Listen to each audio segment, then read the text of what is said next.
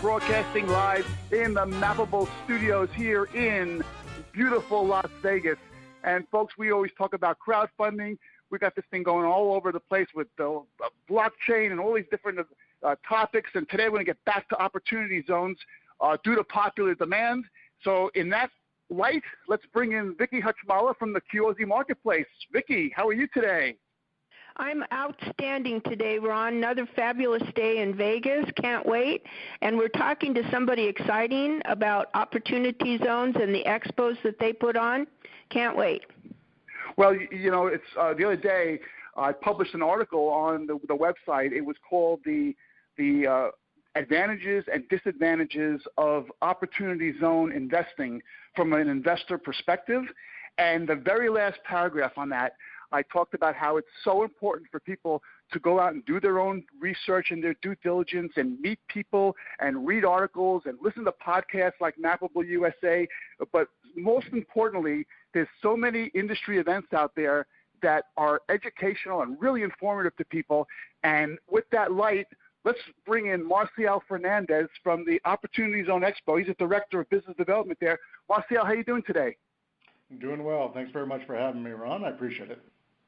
Absolutely, absolutely. And you know, I got to say, you guys are really taking the charge in providing a lot of information and education and opportunity zones. I know you've got a ton of them under your belt already, and you've been doing this for a while. And actually, this is one of the ways we kind of got into the whole thing. I know Vicki and myself attended the Las Vegas event, the Las Vegas Opportunity Zone Expo, and it was fantastic. It was such a great event that I really walked away from there thinking to myself, man, you know, this is a wealth of knowledge. You guys did a great job on that. Well, thank you. Yeah, we are pretty proud of all the events we put in this past year. So just to give you a quick overview of our events that we've had here, we've had LA, Las Vegas, New York, and Chicago, and we've had over 2,800 participants and stakeholders. Wow. I guess you may want to call them industry experts that have attended our expos.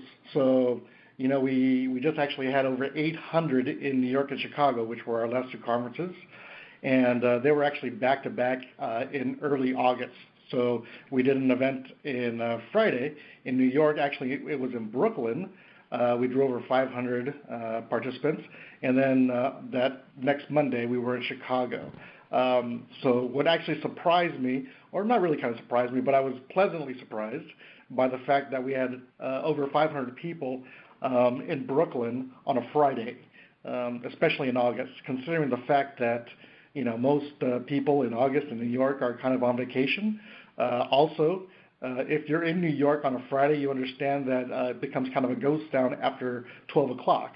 So the fact that we were able to draw more than 500 people there kind of speaks to the expertise of everybody here at the office, that we were able to kind of get a good mix of panelists, a good mix of speakers. You know, we had our highlight, which was Secretary Ben Carson and Scott Turner from the White House were our featured speakers. So we were able to kind of get some good people out of that as well. So we're very excited about. I'm originally from New York. You forgot to mention the humidity aspect in summertime. Oh, no. Actually, you know what? I will tell you, the only time it was humid was when I was in the subway. So. Yeah. Wow. Okay. Well, those are some heavy hitters in terms of keynote speakers. How do you guys market to these people? How are you getting these people to become keynotes at your events? We give them a call and we ask. Wow. They like to talk about it.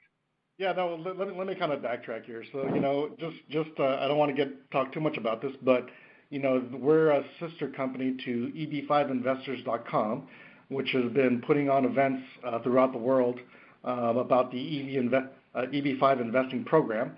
So they were just in Seoul, South Korea, and Ho Chi Minh City, Vietnam. And by the end of the year, they'll be in Hong Kong and Mumbai. So, you know, we've had a track record of putting on events. That being said, we have, you know, I want to say some political heavyweights that kind of help us out in the process. So at the end of the day, it's all about connections, right? So this is why we can go ahead and get, the Executive Director of the White House Opportunity and Revitalization Council, Scott Turner. This is why we can get the California State Treasurer, Fiona Ma, to join us. How we can get the Illinois State Treasurer, Michael Fredericks, who is our featured speaker in Chicago, by the way, to join us. So, it's just we put on a great event. We have great panelists. We have a great list of attendees that come and network at our events. So I believe that our featured speakers, especially the ones that are from the political world, kind of understand that and know that we have presence here in the U.S. because we are the #1 event company in the Opportunity Zone space. Well, how do you determine what type of panelist or speaker you would like? Is it just availability, or do you search for certain ones? Well, listen. So it's like anything in investing. So you got to figure out who's who will be attending these. So what we have is we have fund managers, we have investors, we have institutional investors, we have developers, both large and small. We have attorneys, mostly tax attorneys, and then we have finance and accounting professionals. We have commercial real estate brokers. We have service providers of every kind that kind of attend our event. So it comes from that mix. So that being said, it's in the same realm as the commercial real estate, even though Opportunity Zones are not about all commercial real estate, by the way. But it's anybody who's involved in investing really are our targets. Now, how do we find them? Well, like I said, it takes a lot of hard work from the people in this office here to kind of locate and identify and also to contact these people and have them come on board. So it speaks to the tenacity of our crew and also the expertise that we have, with the rest of the people. Well, when Ron and I attended the expo you put on in Vegas back in May, it was a 2-day event, and the people that we met and the connections that we met, going back to what you said earlier, the connections that we made at that event have become invaluable to us for the future and what we do, and you can't deny how valuable networking and connections that you make at events like this. They're more worth any kind of registration fee that you have to pay to attend. It's well worth going to your event. You do an excellent job. Your team is excellent in being able to put it on. And in the end, you have a pocket full of connections that will help you whatever you're doing in the future. I think you do an outstanding job. Well, thank you. And we do appreciate that, and we hear that actually at the end of each event. So, for example, once we were finishing up with our New York event, we're getting congratulations. A lot of thanks from what was kind of going on. The sponsors that we had were all very excited to be part of the event, and even some of those sponsors that we did have in New York, in the beginning, even before they attended, they were kind of hesitant. They really didn't know what kind of conference we put on. Because listen, I can talk platitudes about our expos and with the great amount of people that we get. Obviously the quality of the people that we get as well, with regards to their expertise and what they do. But it's something that you actually have to see. And some of the conversations that we have here in the office, with new participants or people that we just kind of get on the phone, they ask for attendee lists, like who's attending, like who's going to be there, like how do I know prove your worth. Yeah, how do I know this is going to be worth my time and effort? And we don't give out our lists, for a couple of reasons, but mainly it's because the attendees become our clients. And those are the people that we need to kind of safeguard their information because, some people don't want to be contacted, ad nauseum, for 100 emails a day. So if we have to kind of get our lists, it kind of it take away from their time when they're trying to do business. But also at the same time, there's only so much information you can kind of gather, from a list, a name, and the company. You really need to go ahead and talk to that person, dive into what they do, which is why we have our panelists on board. So once you kind of see the quality of the panelists, then you can kind of see the quality of the attendees. And so that's why we have networking in between our panel times, and it's an all-day event. And yes, Vicki, you mentioned our Vegas event was 2 days, and next year it'll be 2 days again. But throughout the day, there's an opportunity for everybody to kind of come together and talk to each other during the breaks and right before the registration, et cetera, throughout the day, and then even after the event. So I keep on seeing great connections being made, like you mentioned. I keep on seeing business being done, and I will tout something that I actually saw firsthand in New York. There was a panel that we had, and on the panel was somebody actually had a fund that they were asking money for. At the end of the panel, an investor literally kind of came up and talked to him for a quick minute and handed him a check for $2.5 million. Wow. Now I wouldn't kind of say that if it wasn't true, number one. Yeah. But it does sound kind of unbelievable. So I will say that in the past we have seen that investors kind of give verbal commitments to these funds, but this was the first time I actually saw somebody hand over a check. And that's outstanding. That speaks to the quality of your presenters, of your speakers, of your panelists, as well as the type of investor, developer, or whatever type. That speaks to the people who go to your event. So. And your sponsors, I'm sure, are excited to sponsor your next event because of how fabulous the one they just sponsored was. So I would think that as you do more of these, it becomes easier to do just because now you've got a built-in base. Can't wait for the next one. We can't wait for you to come back to Vegas. And we're excited to come back to Vegas, although I think I haven't even mentioned what our schedule is for next year. So let me just reiterate that we'll be in Houston October 10th. We'll be in Miami November 14th. And then in January of 2020, we'll be in Los Angeles, and that's going to be the 14th of the month.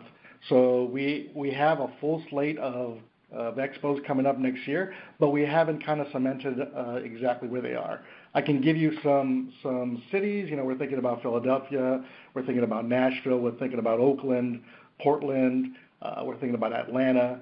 And obviously Las Vegas is on the schedule as well, but we don't know if we're going to do that in March or the fall just yet. We should solidify that schedule within the next month, honestly. And we'll be, just moving forward, with our program and making sure that our attendees get something out of it. Our sponsors obviously make connections and do business, and then our panelists enjoy themselves while they're on the panel. Because at the end of the day, it's all about connections making, and it's business, right? That's right.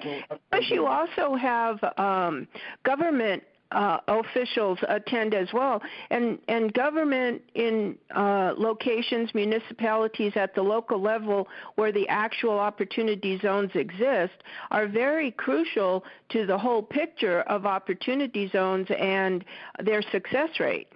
And you offer those folks in the locations where you go, which I think is also compelling. Right. So we had somebody from the mayor's office over in Chicago. In New York, we actually had a late minute addition. New York State Senator Sanders, and he's the chair of the banking in the state of New York. He kind of approached us about a week before the event. Of course, we made room for him, but it takes the local, politicians to kind of get involved in this kind of program for them to move forward. And I will tell you that I've gotten calls from certain people in the government asking for what we do and for information regarding opportunity zones, because at the end of the day our partners are working on policy in D.C. Either through the attorney side, or we know other policy people that are actually working in tandem with the senators and the congressmen in D.C. in order to go ahead and finish up the regulations for opportunity zones. So we have our pulse on what's going on in the opportunity zone space. Yeah, Marcial, you mentioned the panel discussions that you guys have at these expos. How are the topics chosen for these panels? Well, the topics are anything that has to do, obviously, with Opportunity Zones. So how are they chosen? Well, once we get our panelists, we kind of figure out, who's going to be our moderator and how they kind of can fit in, and then we put the panelists next to them. So, for example, we'll have a tax attorney kind of be our moderator, right? And then we may have somebody who has a fund, maybe have a CPA guy, maybe an investor, and and then choose the topic based on what the tax attorney may want to talk about. So, for example, he may want to talk about how this is going to affect, capital gains taxes in the next 5 years. And even though it seems like a simple question to answer, it's not, especially from the different perspectives. So you get the different thoughts and ideas from all the panelists, and each of them is going to bring something different to the table.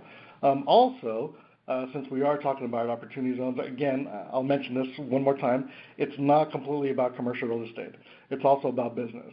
So in one of the panels that we had, it was all about how it affects, the social fabric in an Opportunity Zone and what can be done in an Opportunity Zone. So that speaks to the fact that you can actually do businesses in an Opportunity Zone. And one of the panelists mentioned something that, I kind of been thinking about is that, right now you have about 90 to 95% of the Opportunity Zone funds focused on a real estate project. I mean, I'm not saying it's the simplest thing to do, but it's the most logical thing to do. And your background is in commercial real estate, isn't it? Correct. So, I mean, for me, it makes complete sense for, many funds to kind of focus on that, especially single asset funds.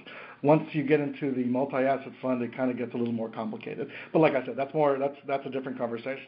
What I wanted to kind of bring up is that, we were talking about this, how it's going to affect the social fabric and what you can do as far as business is concerned, creating jobs.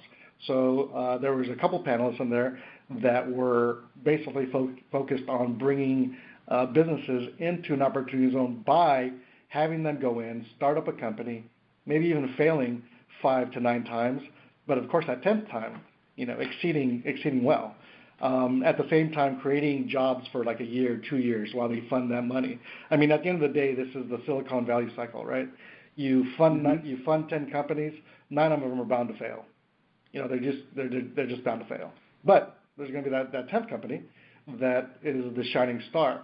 So instead of realizing, I want to say maybe a 50 to 100% return on your investment over the 10 years of a real estate project, you'll realize 1,000, 2,000, 3,000% return on a business, because that's how businesses kind of work. So that was kind of exciting to kind of hear, because I've been wanting to kind of hear how it's going to be from the business aspect. At the same time, that same panel had somebody who was talking about franchises and what franchises can do within an Opportunity Zone. And I'm sure you have some sort of experience with this, Ron, and with 1031 exchanges, because I know I do. But yes, I was excited to hear that people with some franchising experience were like, well, we can kind of use this for franchisees to kind of continue growing their franchises in Opportunity Zones, because at the end of the day, it makes sense. So sometimes we talk about certain economically depressed areas that are food deserts, right? There's no grocery stores, there's no food chains, there's none of that. So this is an opportunity for that kind of influx of information to kind of go through. So, like I said before, we look at our panelists, their expertise, we choose our moderators, and after that, we get our topics together, and then we have a full slate schedule for the day. So if anybody wants to go ahead and check out what our past panelists have talked about, what the schedule has been, you can look at our past events, and we have our schedule on our website, opportunityzoneexpo.com.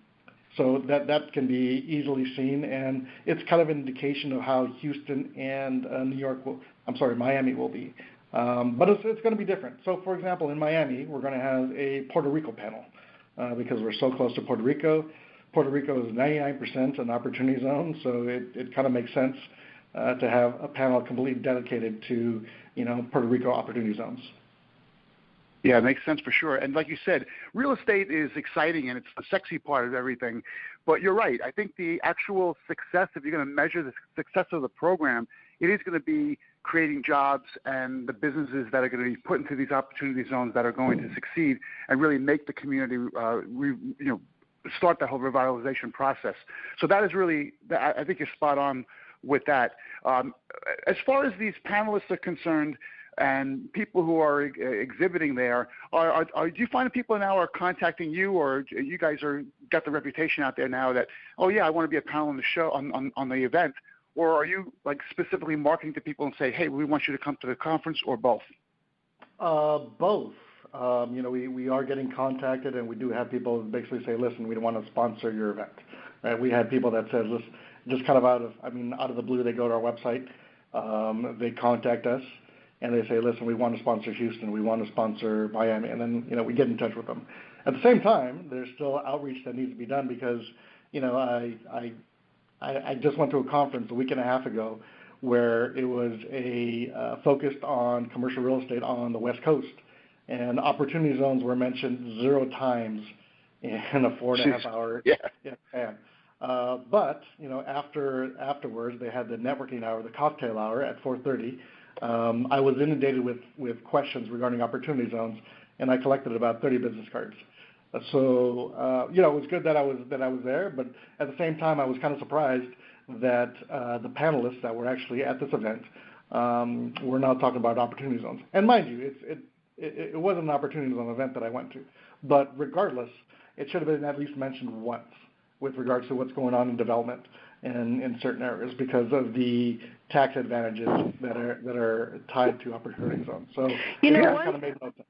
That surprises Ron and I consistently is the fact that this program, Opportunity Zone program, has been going 2 years now approximately, and still people, whether they're in the real estate, the legal, the financial, whatever industry they're involved in, they still have no clue what opportunity zones are, that they exist, or what to do about them.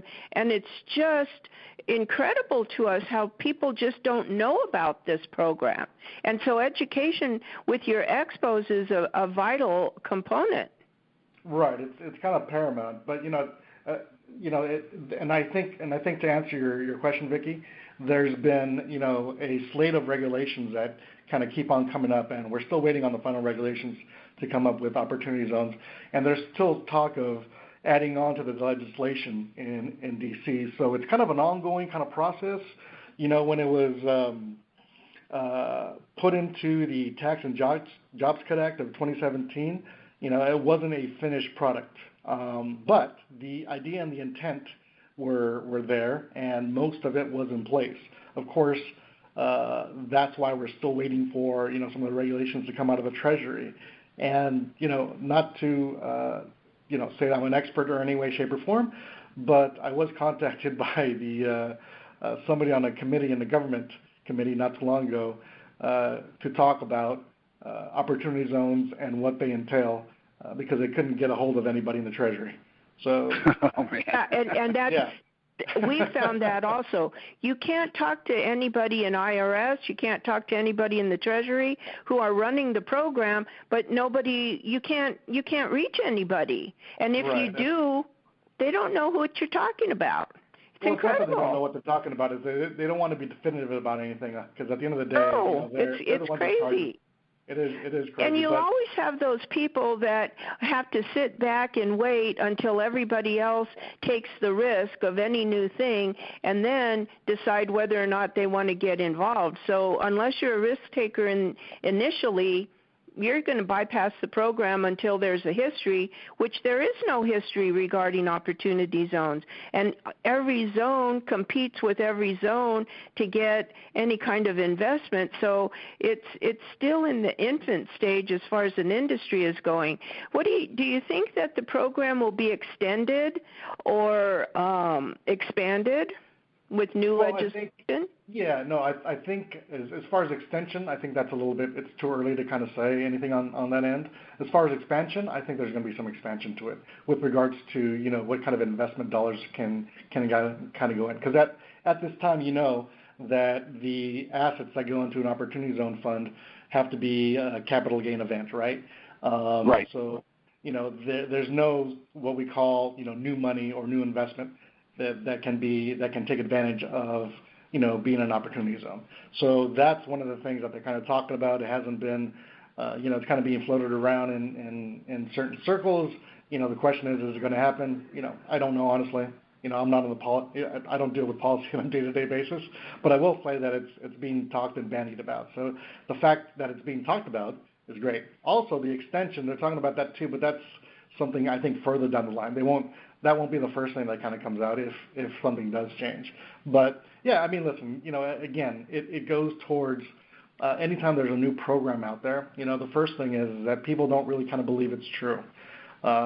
For Opportunity Zones is, they think, well, if I put my investment in, after 10 years, whatever capital gain I had to pay 10 years prior, I get a 15% discount on that money, but the rest of it I get tax-free.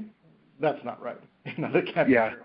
Right. Yeah. Well, and everybody's more accustomed to 1031 exchanges that they're comfortable with it and are afraid of something new like Opportunity Zone investment.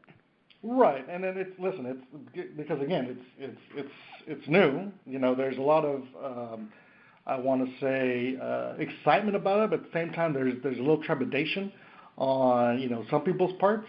But listen, if you've got major funds, major institutional investors that are basically flying head forward and doing this, and already starting to finish projects, right? They're the first ones kind of leading the way and leading the charge. And mind you, they probably had these projects already. They were probably already working on these projects. I mean, I know of two, honestly, here in California that are already completed, right? And they're multifamily projects. So one's 430 some odd units, and the other one's 240 something or other. But they're already completed. They're starting to lease out, and these companies were ahead of the curve with regards to the legislation. They kind of went into it. They already had the means to go ahead and get new investment dollars into their coffers and to deploy that money immediately because they already had the project entitled and shovel ready, as they say. So right. If they're diving into the water head first, it kind of means that other people need to dive into the water head first. That being said, I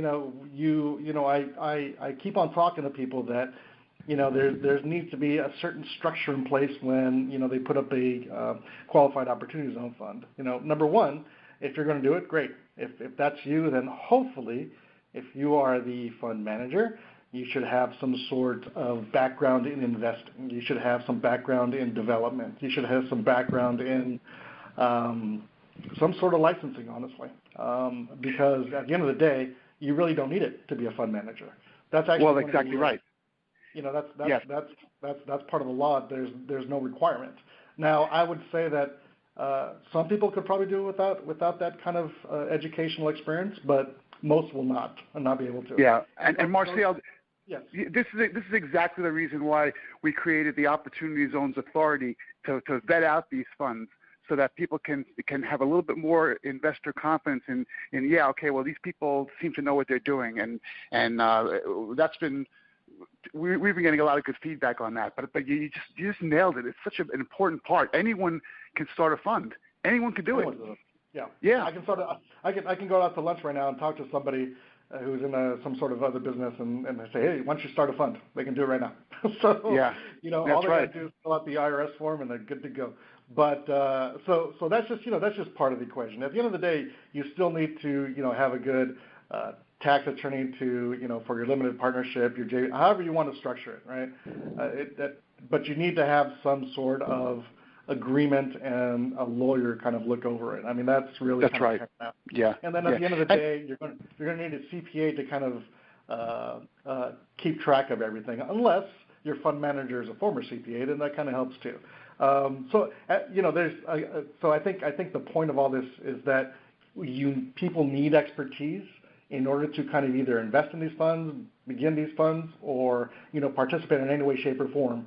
But that's what our Opportunity Zone Expos are all about, right? Exactly. And before we end this podcast, I want to bring people, actually bring them to the attention of your website, because I noticed that you guys recently put up a Find a Professional tab up there, which I thought was really, really strong. And people can search that for these attorneys and CPAs and everybody else that's involved in the industry. That's a pretty strong feature there. Right. So we've been, since our inception, we've been verifying the professionals through a variety of different sources. Right. We just don't take their Facebook or LinkedIn page and take that as the standard of who they are. Right. Yeah. We go for a vigorous verification process of professionals. So we've been doing that since our inception. So we have a list of them. We also list the professionals that come to our events. Mostly our panelists, but then some people as well that kind of join as experts in their field.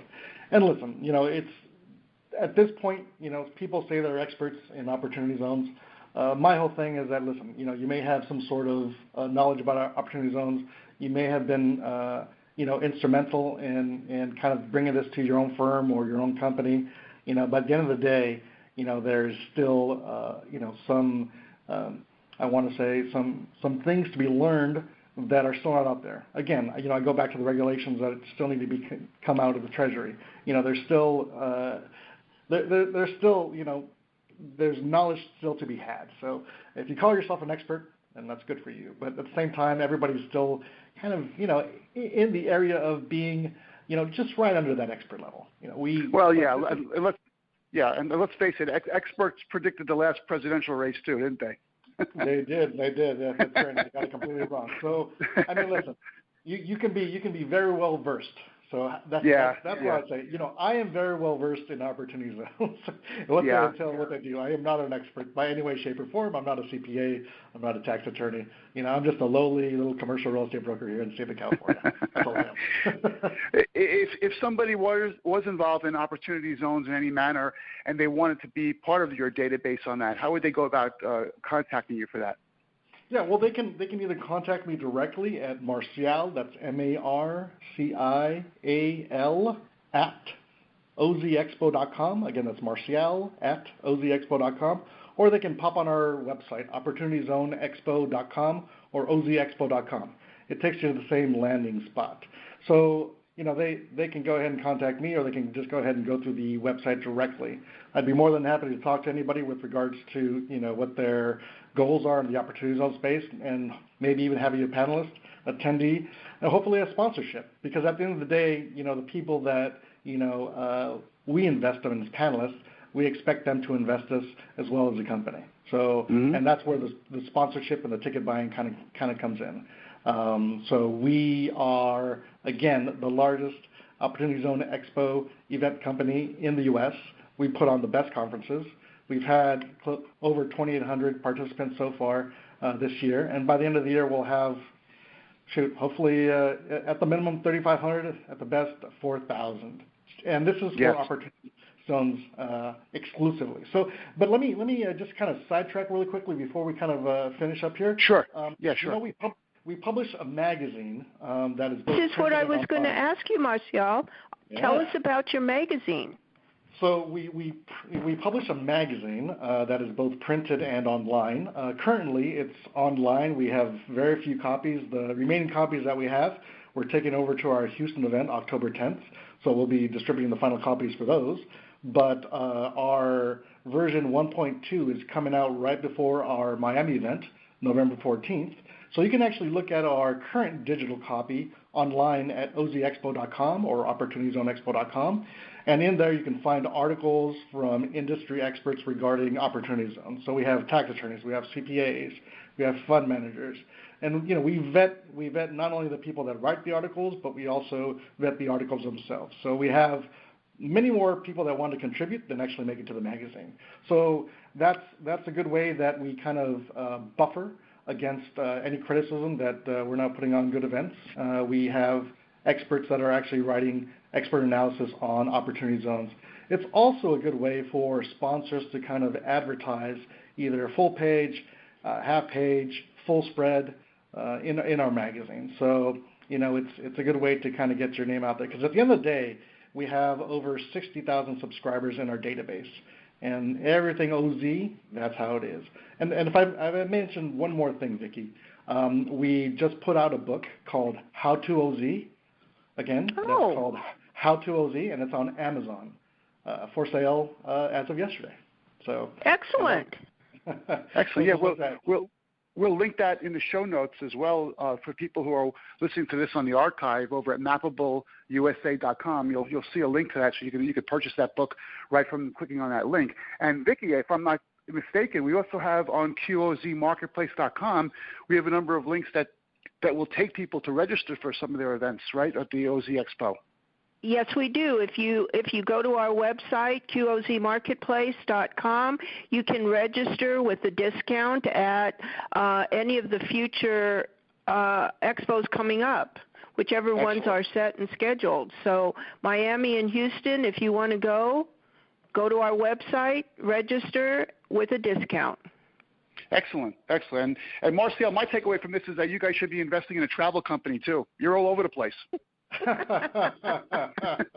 Yeah, well, these days you don't really need a travel company. Right? It just goes to show one thing leads to another, and it's all about connections.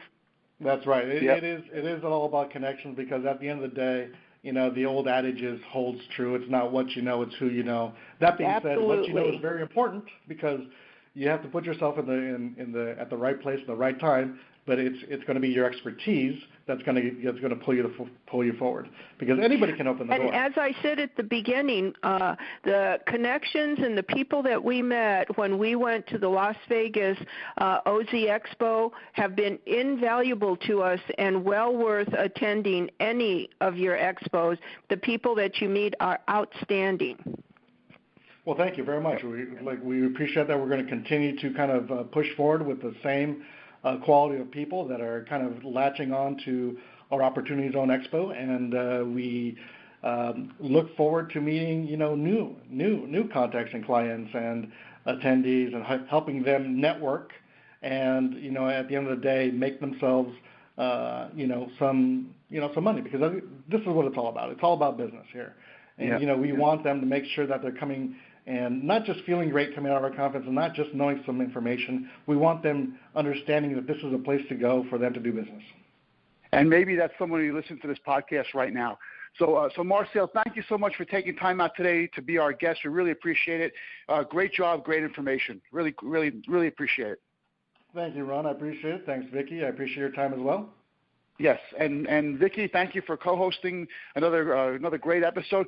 Folks, you're listening to the Mappable USA podcast, where we put you on a map at mappableusa.com. Go to the website over there. You could scroll down. There's a whole bunch of syndication sources. You can just pick the one you like best, so you never miss another episode. And if you want to be a guest on the show, like Marcial was today, there's a guest tab there. You can just click that, fill out the form, and we'll see about getting you on the show.